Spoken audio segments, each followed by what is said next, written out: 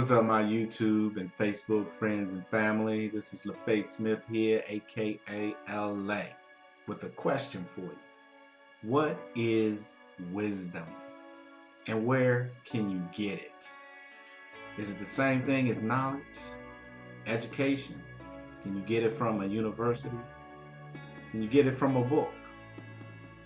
Perhaps indirectly. Anyway, I've been reading the book of Proverbs, and this is what I've learned. Check it out. Wisdom. Wisdom has to do with wise judgment or decision making, which leads to success. Wisdom brings strength and favor. The wise avoid acting recklessly out of anger. Openness to discipline or instruction represents another important aspect of wisdom.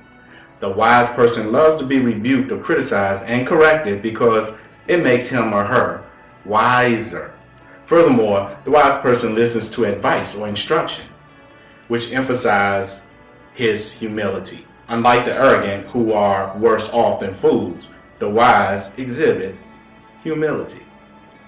Wisdom is closely related to speech.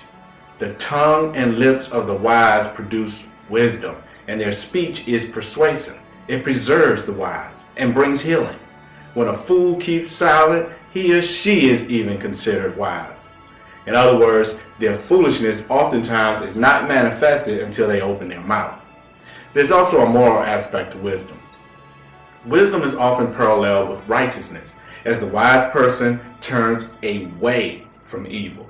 Just as the wise are characterized by obedience, wisdom is associated with the law or the 10 Commandments.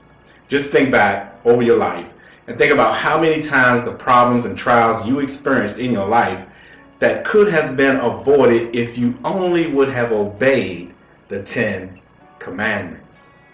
An exhortation to obey God's commands is part of the conclusion of the book of Ecclesiastes. See Ecclesiastes chapter 12, verse 13.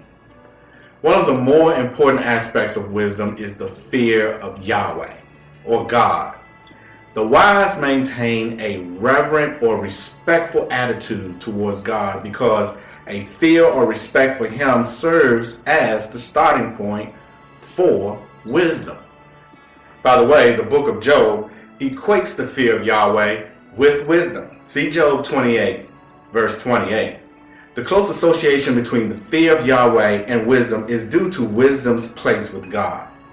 In the wisdom poem of Job 28, the author searches everywhere for wisdom before concluding that God is its true source.